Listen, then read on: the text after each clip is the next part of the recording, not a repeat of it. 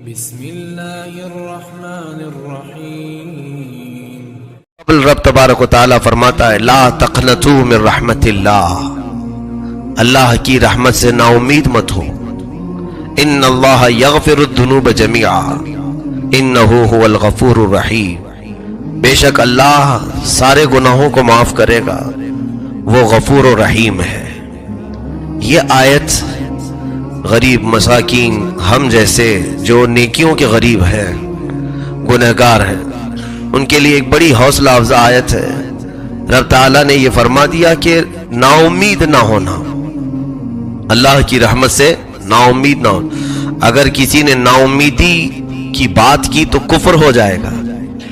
جیسے کہ تفسیر میں دو بھائیوں کا ذکر ہے کہ ایک اس میں سے نیک بندہ تھا اور ایک بہت گنہگار تھا، دونوں بھائی تھے۔ جو نیک تھا وہ اسے سمجھاتا رہتا تھا کہ تو باز آ جا اپنے گناہوں سے، توبہ کر لے۔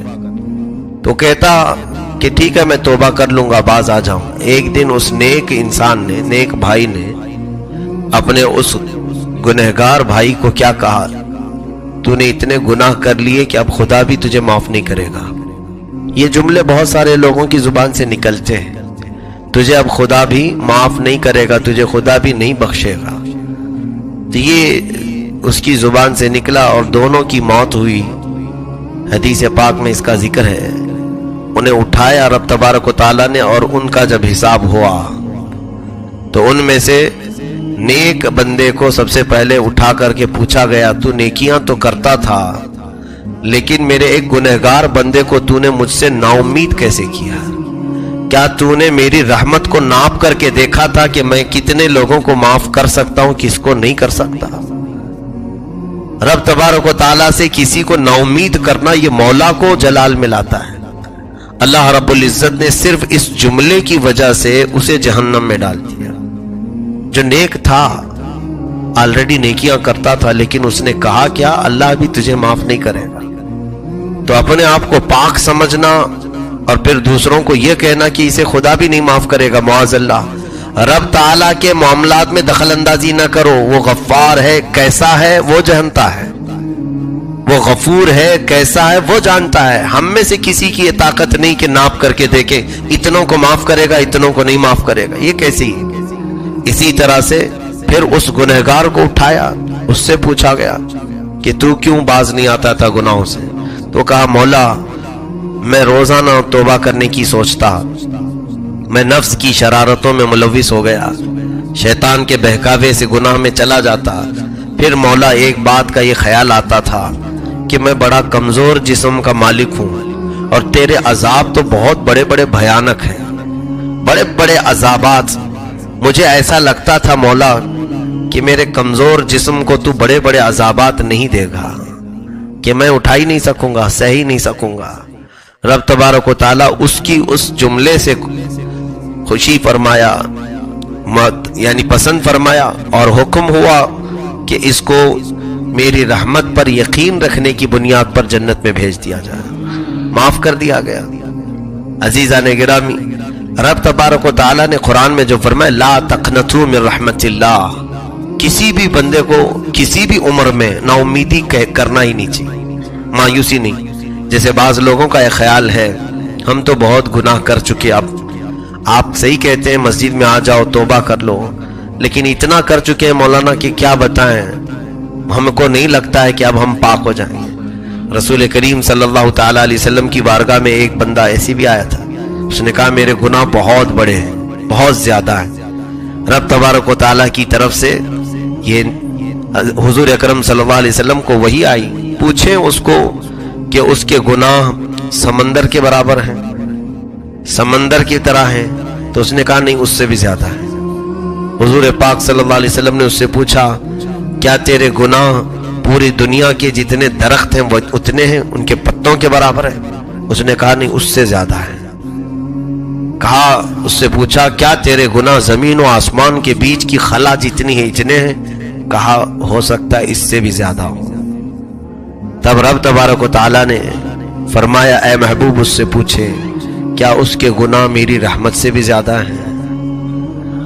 تو وہ بندہ کہنے لگا میں نے رب کی رحمت کو ناپا نہیں، یقیناً اس کی رحمت پوری کائنات کو گھیرے ہوئے ہے، میرے گناہ اس سے زیادہ نہیں ہوں گے۔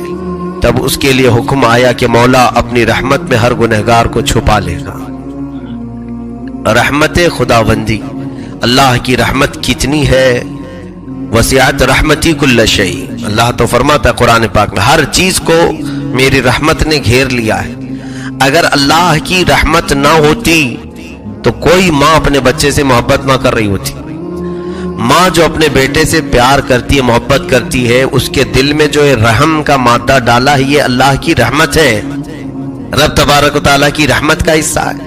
ہم آپس میں ایک دوسرے سے بغیر جھگڑے ہوئے ہیں، جو صحیح سلامت محبت کے ساتھ رہتے ہیں، اس میں اللہ تعالیٰ کی رحمت ہے۔ اور اسی طرح سے ہمارے لیے رحمت کے اگر حصے میں آپ کو گناؤں، اللہ تعالیٰ کی رحمت کا ایک حصہ ہے کہ ہم پر آسمان کو معلق رکھا ہے، گرنے نہیں دیتا۔ کہیں آسمان کا کوئی پلر دیکھا آپ نے، ستون دیکھا ہے؟ بغیر ستون کے اس آسمان کو قائم رکھا ہے، کسی کے سر پر گرنے نہیں دیتا، یہ اس کی رحمت کا حصہ ہے۔ زمین کو اس نے پانی پر بچھا رکھا ہے لیکن کبھی ڈولتی نہیں ہے، ہمارے لیے مضبوط ہے، جہاں چل رہے ہیں قرار ہے اس کے اندر، یہ اللہ کی رحمت کا حصہ ہے۔ فرمایا گیا کہ اگر آسمان سے بارش کو چھوڑ دیا جائے، دروازے کھول کر، پوری دنیا بہہ جائے گی۔ پھر ہوتا کیا ہے؟ فرمایا کہ ایک ایک بوند کو ایک ایک فرشتہ نیچے لا کر رکھ کے جاتا ہے جب بھی بارش ہوتی، تاکہ بندوں پر ہلاکت نہ آ جائے۔ اگر وہاں سے برسا دیا جائے پریشر سے، سب بہہ جائیں گے۔ میرے عزیزو، یہ رحمت کے حصے ہیں اللہ رب العزت کے جو دنیا میں ہم دیکھ رہے ہیں۔ اس کے علاوہ ہمیں وقت پر بھوک کا احساس ہونا، کیا تمہارے کنٹرول میں ہے یہ؟ جب چاہو تمہیں بھوک لگ جائے، یہ قدرت خداوندی کا نظام ہے آپ کے اندر۔ کئی تو ایسے ہیں جن کو بھوک لگتی نہیں، وہ بیماری الگ ہے۔ یعنی ہم کو وقت پر بھوک لگنا، ہمارے آرام کے وقت نیند کا آنا، یہ اللہ کی رحمتوں میں سے ہے۔ یہ تمام چیزیں اس کی رحمت ہے ہم پر اور نعمتیں ہیں اس کی۔ اب اس کے علاوہ سنیے، روایت میں موجود ہے اللہ رب العزت نے فرمایا کہ اللہ کی رحمت کے 100 حصے ہیں۔ اگر اللہ کی رحمت کے 100 حصے، دنیا میں جو کچھ بھی تم رحمتیں دیکھ رہے ہو اللہ کی، یہ ان 100 میں سے صرف ایک حصہ اللہ نے ظاہر کیا ہے، اور باقی 99 حصے قیامت کے دن کے لیے رکھا ہے۔ رب رحیم ہے، اسی لیے سورہ غافر کی شروعات ہی ہوتی ہے غافر الذنب وقابل التوب، وہ گناہوں کو بخشنے والا ہے اور توبہ کو قبول کرنے والا ہے۔ ہاں، اللہ رب العزت نے اپنی رحمت کے بے شمار ہمیں حصے یہاں پر دنیا میں عطا کیے۔ اب یہاں سے بعض وہ چیزیں بھی میں عرض کروں کہ اللہ تبارک و تعالیٰ کی رحمت کو بندوں نے محسوس نہیں کیا، جبکہ کائنات میں اللہ تعالیٰ نے گنہگاروں کو معاف کرنے کے اتنی مثالیں ہمیں بیان فرمائی، قرآن پاک میں بھی، احادیث رسول میں بھی، کیسے کیسے بڑے سرکش تھے، گنہگار تھے، اسیاں شیار تھے، کبھی کبھار تو معاف کر کے اتنے اوج پر پہنچایا کہ انہیں اپنی ولایت کا مقام عطا کیا۔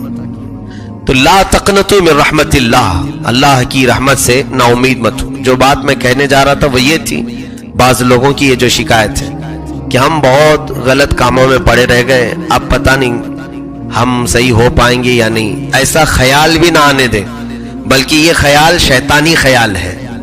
شیطان تمہارے دماغ میں یہ ڈالتا ہے کہ تم اب بہت گناہ کر چکے ہو، کائے کو توبہ کرو گے، چھوڑو جیسے ہیں ویسے ہی رہنے دو۔ اور کبھی کبھار کیا ہوتا ہے، توبہ کر کے بندہ صحیح ہونے لگتا ہے تو اس کو کچھ زیادہ مشکلات اور پریشانی آنے لگتی۔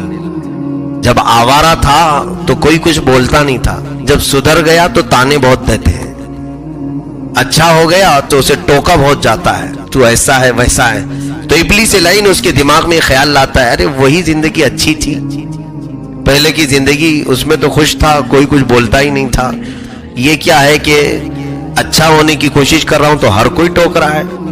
میرے عزیزو، اب تمہاری یہاں پر ایمان اور تمہارے استقامت کا امتحان شروع ہوتا ہے، تمہارے ایمان کا یہاں سے امتحان شروع ہوتا ہے۔ جب تم اپنے آپ کو تبدیل کرتے ہو تو ایسے خیالات اگر آنے لگیں کہ پہلے والی زندگی اچھی تھی تو فوراً اعوذ باللہ من الشیطان الرجیم پڑھیں کہ یہ شیطان کی طرف سے خیال آ رہا ہے، ورنہ رب تبارک و تعالی تمہیں اپنے قریب بلانا چاہ رہا ہے، اس کی رحمتیں تمہارے انتظار میں ہیں۔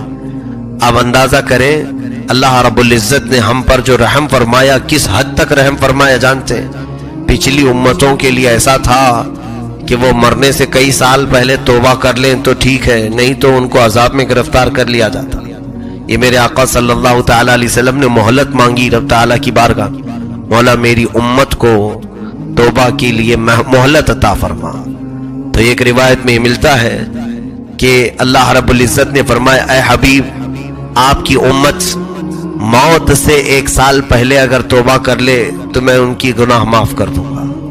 موت سے 1 سال پہلے رسول کریم صلی اللہ علیہ وسلم نے عرض کیا مولا موت کب آئے گی کسی کو اس کا اندازہ نہیں، 1 سال پہلے تک میری امت غفلت کی اگر شکار رہی تو اس میں اور تخفیف فرما دے۔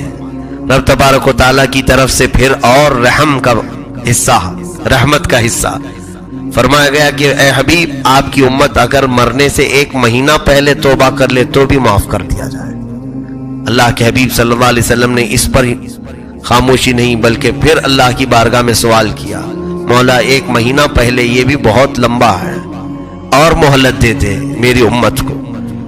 رب تبارک و تعالیٰ کی طرف سے تیسری مہلت یہ ملی کہ موت سے 1 دن پہلے توبہ کر لے، موت سے 1 دن پہلے توبہ کر لے۔ پھر میرے آقا صلی اللہ علیہ وسلم روتے رہے مولا 1 دن پہلے بھی کسی کو خبر نہیں، یہاں تک کہ رب تعالیٰ نے ہم پر اتنی رحمت فرمائی اور آخر میں ارشاد ہوا اے حبیب موت کے فرشتے نظر آنے سے پہلے پہلے توبہ کر لے تو بھی معاف کر دوں گا۔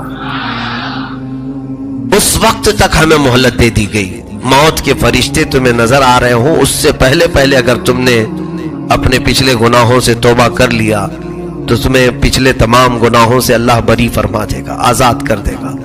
عزیزان گرامی، پہلے خود بھی نا امید نہ ہو اور دوسروں کو بھی نا امید نہ کرے مولا کی رحمت سے۔ رب تبارک و تعالیٰ کی امید دلائیں بندوں کو۔ اللہ کے حبیب صلی اللہ تعالیٰ علیہ وسلم یہی تو فرماتے کہ تم میں سے چاہے جس کے گناہ جیسے بھی ہوں وہ آئے بارگاہ رب العزت میں۔ قرآن میں کئی جگہ مولا فرماتا شرک اور کفر کو چھوڑ کر اس کے علاوہ جو بھی گناہ ہوگا مولا اسے بخش دے گا، معاف کرے گا۔ صلح کرو، رب تبارک و تعالیٰ کی بارگاہ میں آؤ اور اسے منا لو اس سے پہلے کہ تم پر اللہ کا عذاب آ جائے۔ وَأَنِيبُوا إِلَىٰ رَبِّكُمْ وَأَسْلِمُوا لَهُ مِن قَبْلِ أَن يَأْتِيَكُمُ الْعَذَابُ ثُمَّ لَا تُنصَرُونَ۔ اللہ فرما رہا ہے عذاب آنے سے پہلے، گرفتار ہونے سے پہلے پہلے تم واپس آ جاؤ، پکڑے جانے سے پہلے۔ پھر آگے اگر پکڑے گئے عذاب آ گیا تو آیت کا آخری حصہ یہ ثُمَّ لَا تُنصَرُونَ، تمہاری پھر کوئی مدد نہیں کی جائے گی، کوئی مدد نہیں کی جائے گی۔ سوچو اللہ جب فرما رہا ہے مدد نہیں کی جائے گی تو اس کے بعد ہے کون جو مدد کرے گا؟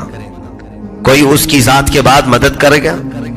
تو اس چیز کا خیال رکھیں کہ ہمیں پتہ نہیں ہے کہ ہماری زندگی کی کون سی رات آخری ہے۔ ہر رات ہمیں توبہ سے رات گزارنی چاہیے۔ صبح اٹھو تو توبہ کر کے اٹھو، اور اپنے زندگی کے شب و روز میں ایسی جگہوں پر جانے سے بچو جہاں تمہاری موت آئے تو سیدھا جہنم میں لے جانے کا سبب نہ بن جائے۔ ایسی جگہوں پر اپنا وقت نہ بتاؤ کہ وہاں پر تمہاری موت آئے تو پھر تمہیں عذاب کے ساتھ اٹھایا جائے۔